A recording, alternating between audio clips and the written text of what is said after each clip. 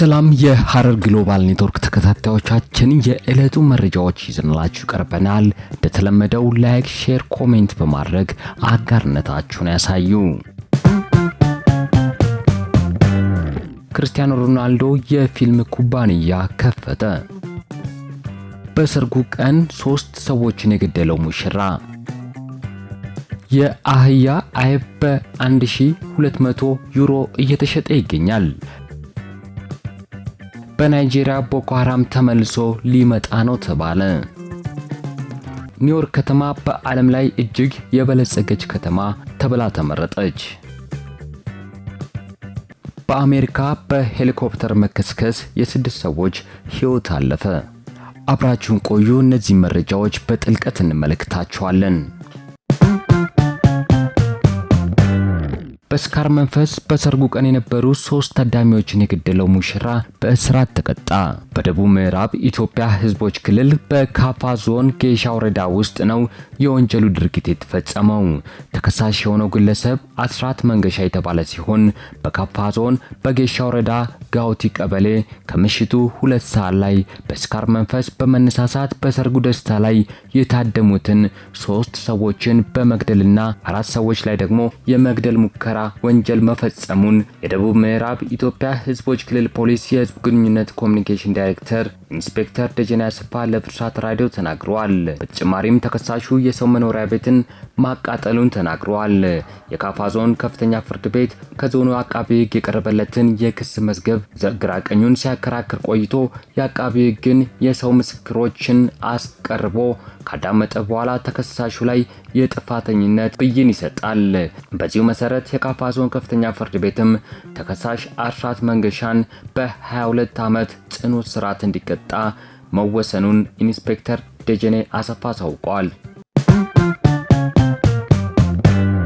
የናይጄሪያዋ ቦርኖ ግዛት አስተዳዳሪ የቦኮ ሃራም ተዋጊዎች የግዛቲቱን ሰሜናዊ ምስራቅ አካባቢ ላይ ተደጋጋሚ ጥቃት መሰንዘርና የተወሰኑ አካባቢዎችን መቆጣጠራቸውን ተከትሎ አማጽያኑ ተመልሰው ሊመጡ ይችላል የሚል ስጋት እንዳላቸው ገለጹ። የግዛቱ አስተዳዳሪ ባባጋንዙሉም በአካባቢው አማጽያኑን ለመዋጋት ተጨማሪ ወታደራዊ ድጋፍ እንዲደረግ ለፌደራል መንግስቱ ጥሪ አቅርበዋል። የናይጄሪያ መንግስት የአስተዳዳሪውን ፍርሃት ቀለል አድርጎ እየተመለከተ ሲሆን ባለፉት 18 ወራት የሀገሪቱ ደህንነት ተሻሽሏል ብለዋል። ቦርኖ ግዛት ለ15 ዓመታት ያህል ቦኮ ሃራም ሲንቀሳቀስበት የነበረ አካባቢ ሲሆን በአካባቢው በነበረ ግጭት ከ2 ሚሊዮን በላይ ሰዎች ቤት ንብረታቸውን ጥለው ሲሰደዱ ከ4000 በላይ ደግሞ ሞተዋል። እንደ አውሮፓውያን አቆጣጠር በ2015 ቦኮ ሃራም የቦርኖ ግዛት በርካታ አካባቢዎችን ተቆጣጥሮ የነበረ ሲሆን የተጠናከረ ወታደራዊ ዘመቻ ተከፍቶ የያዛቸው አካባቢዎችን ለቆ እንዲወጣ ተደርጓል። ታጣቂ ቡድን በሚያዝያ 2014 በቦርኖ ግዛት ከምትገኘው የቺቦክ ከተማ ከ270 የሚበልጡ ተማሪዎችን ማንገቱን ተከትሎ ዓለም አቀፍ ታዋቂነትን አግኝቶ ነበር። በአካባቢው ተፈጥሮ የነበረውን አንጻራዊ መረጋጋትን ተከትሎ አማጺዎቹ ወታደራዊ ካምፖችን፣ ፖሊስ ጣቢያዎችንና የገጠር ማህበረሰቦችን ኢላማ አድርገው ጥቃት ማድረስ ቀጥለዋል። ፖርቱጋላዊው ኮከብ ክርስቲያኖ ሮናልዶ ከብሪታንያዊው የፊልም ፕሮዲውሰር ማቴው ቮን ጋር በመተባበር ወደ ፊልሙ ዓለም የመጀመሪያ መግቢያ የሆነውን የፊልም ኩባንያ መክፈቱ ተሰምቷል። ክርስቲያኖ በአሁኑ ሰዓት ከስራ አጋሩ ጋር 2 ፊልም ሰርቶ ያጠናቀቀ ሲሆን በቅርቡም እንደሚለቀቅም አስታውቋል። በተመሳሳይ አዲስ በተከፈተው የፊልም ኩባንያውም 3ኛው ፊልሙም ሊጀመር መሆኑን ተገልጿል። ክርስቲያኖ ሮናልዶ ስለ አዲሱ የፊልም ኩባንያ ሲናገር ይህ አዲስ የሥራ ዘርፍ በጣም አስደሳች የህይወት ምዕራፍ የሚከፍትልኝ ይሆናል ብሏል። በእግር ኳሱ መድረክ ላይ ድንቅ ጥበቡን ሲያሳይ የቆየው ተጫዋቹ አሁን ደግሞ የፊልም ኢንዱስትሪውን መቀላቀሉ ብዙዎችን አስደምሟል። በአሜሪካ በሄሊኮፕተር መከስከስ የ6 ሰዎች ሕይወት አለፈ። በአሜሪካ ኒውዮርክ በሚገኘው ሃዲሰን ወንዝ ላይ የተከሰከሰው ሄሊኮፕተር ቢያንስ 6 ሰዎችን አሳፍሮ ሲጓዝ እንደነበረና አብራሪውን ጨምሮ የሁሉም ተሳፋሪዎች ሕይወት ሳያልፍ እንደቀረ ነው የተገለጸው።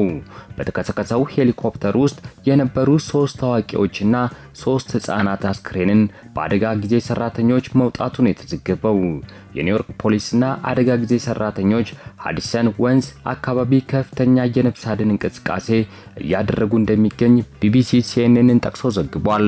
የአደጋው መንስኤና የሟቾች ማንነት ፖሊስ ማጣራት እያደረገ እንደሚገኝና አሁን ላይ ዝርዝር መረጃ ለመስጠት ጊዜው ገና እንደሆነ ተጠቁሟል። አደጋው ልብ የሚሰብርና እጅግ አሳዛኝ ነው ሲሉ የገለጹት የኒውዮርክ ከተማ ከንቲባ ኤሪክ አዳምስ ነዋሪዎች ወደ አደጋው ስፍራ እንዳይጠጉ በማህበራዊ ትስስር ገጻቸው አስነብበዋል። የዩክሬኑ ፕሬዝዳንት ቮሎዲሚር ዜሌንስኪ በዩክሬን ቢያንስ 155 የቻይና ዜጎች ከሩሲያ ጦር ጎን ተሰልፈው እየተዋጉ ነው ብሏል። የፕሬዝዳንቱ ይህ አስተያየት የተሰማው በዚህ ሳምንት መጀመሪያ ላይ 2 ቻይናውያን ወታደሮች በዩክሬን ከተያዙ በኋላ ነው ተብሏል። ይህ ቻይና ለሩሲያ የሰው ኃይል ትሰጣለች የሚል የኪየቭ ይፋዊ ወንጀል ለመጀመሪያ ጊዜ ነው የተሰማው። መንግስታቸው በሰበሰበው መረጃ በግጭቱ ውስጥ የተሳተፉ እጅግ በርካታ የቻይና ዜጎች አሉ በማለት በድጋሚ ተናግረዋል። ቻይና ቀደም ሲል በርካታ ዜጎቿ ለሩሲያ እየተዋጉ ነው የሚል ውንጀላ በእውነታ ላይ ያልተመሰረተ በማለት ውድቅ አድርጋ ነበር። ቤጂንግ እስካሁን ድረስ ከዜሌንስኪ ለቀረበባት ውንጀላ ምላሽ አልሰጠችም። ዜሌንስኪ ሩሲያ የቻይና ዜጎችን በማህበራዊ ሚዲያ እየመለመለች ነው ያሉ ሲሆን የቤጂንግ ባለስልጣናትም ስለ ጉዳዩ ያውቃሉ ብሏል። እንደ ዜሌንስኪ ገለጻ ከሆነ አዲስ ምልምሎችም ወደ ዩክሬን ከመላካቸው በፊት በሞስኮ ስልጠና እንዲሁም የጉዞ ሰነዶች ክፍያ ይወስዳሉ ብለዋል። በዚህ ሳምንት መጀመሪያ ላይ የዩክሬን ጦር በሀገሪቱ ምስራቃዊ ዶኔትስክ ግዛት 6 የቻይና ወታደሮች ጋር ውጊያ ገጥሞ 2 መማረካቸው ተናግረዋል።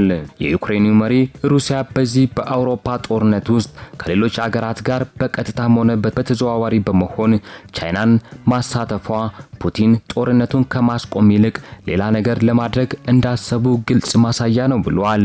ቤጂንግና ሞስኮ በፖለቲካ በኢኮኖሚ የቅርብ አጋሮች ቢሆኑም ቻይና በግጭቱ ውስጥ ራሷን እንደ ገለልተኛ አካል ለማሳየት እየሞከረች ይገኛል። ሩሲያ በአሁኑ ወቅት 20 በመቶ የሚሆነውን የዩክሬን ግዛት ተቆጣጥራም ትገኛለች። ሰርቢያ ውስጥ ከአህያ ወተት የሚገኝ 1 ኪሎ ግራም አይብ በ1200 ብር እየተሸጠ መገኙ የዓለም መገናኛ ብዙሃን ትኩረት ሆኗል። ይህ ዋጋ ከአማካይ ሰርቢያውን ወርሃዊ ደሞዝ ላቅ ያለ ነው ተብሏል። አይቡ የሚሸጠው ዛዛፊቻ በተባለ የተፈጥሮ ሀብት ጥበቃ ግቢ ውስጥ ነው። ይህ ግቢ ከዋና ከተማዋ ቤልግሬድ በስተምዕራብ 80 ኪሎ ሜትር ርቀት ላይ ይገኛል። 1 ኪሎ አይብ ለማግኘት 25 ሊትር ወተት ያስፈልጋል። አንዲት አህያ ይህን ያክል ወተት የምታመርተው በ1 ዓመት ተኩል ነው ሲል የግቢው ኃላፊ ሹክ ስሚች ለቢቢሲ ይናገራሉ። እርግጥ ነው ስፔን ውስጥ የሚመረተው ካብሬልስቴ የተባለው ሰማያዊ አይብ ከዚህ የበለጠ ዋጋ እንዳለው ተገልጿል። በ2024 2.5 ኪሎ ግራም አይብ 36000 ዩሮ መሸጡ ይታወሳል። በዚህም በዓለም ድንቃድንቅ መዝገብ ላይ ሊሰፍር በቅቷል። በሰርቢያ ከአህያ ወተት የሚገኘው አይብ መግዛት የሚችሉት ኪሳቸው ደለብ ያለ ሰዎች ናቸው ተብሏል። ሰርቢያዊው የቴኒስ ኮከብ ኖቫክ ጆኮቪች ለሬስቶራንቶቹ እንዲሁም በሚል ለ1 ዓመት የሚበቃውን የአህያ አይብ መግዛቱ ይነገራል። ከ384 በላይ ሚሊዮነሮች የሚኖሩባት ኒውዮርክ ከተማ በዓለም ላይ እጅግ የበለጸገች ከተማ የሚል ዘውድን በድጋሚ ደፋች። በሄሌና ፓርትነርስ ከአዲሱ ዓለም ሀብት ጋር በመተባበር የወጣው የ2025 የዓለም የሀብታም ከተሞች ሪፖርት እንደሚያመለክተው ከሆነ ኒውዮርክ በፕላኔታችን ላይ እጅግ የበለጸገች ከተማ መሆኗን አስጠብቃለች።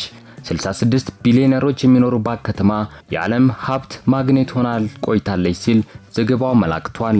ሳን ፍራንሲስኮ የ82 ቢሊዮነሮች መኖሪያ ስትሆን በቢሊዮነሮች ብዛት በዚህ ምድብ ከኒውዮርክ ከተማ በልጣም ትገኛለች። ቶኪዮ 292000 ሚሊዮነሮች የሚኖሩባት በመሆን ሶስተኛ ደረጃን ስትይዝ፣ ሲንጋፖር 242000 ሚሊዮነሮች መኖሪያ በመሆን አራተኛ ሆናለች። ዱባይ በ81000 ሚሊዮነሮች ወደ 18ኛ ደረጃ እየወጣች ሲሆን ይህም ባለፉት 10 ዓመታት ውስጥ 102 በመቶ እድገት አሳይቷል። የቻይናዋ ቬንዘን 28ኛ ደረጃ ላይ በመቀመጥ በዓለም አቀፍ ደረጃ ፈጣን እድገት አስመዝግባለች። ሚሊዮነር ህዝቧም በ142 በመቶ ከፍ ብሏል። ለንደንና ሞስኮ ባለፉት 10 ዓመታት ውስጥ ሚሊዮነር ህዝቦችን ማሽቆልቆሉን ካስመዘገቡ 50 ከተሞች መካከል ሲሆኑ እንደ ቅደም ተከተላቸው በ12 በመቶና በ25 በመቶ ቅናሽ አሳይተዋል። ቬንዘን፣ ሃንግዡና ዱባይ በፍጥነት በማደግ ላይ ያሉ የሀብታም ማዕከሎች ናቸው። እስካሁን ስትከታተሉት የነበሩ መረጃዎች እነዚህን ይመስላሉ። መልካም ጊዜ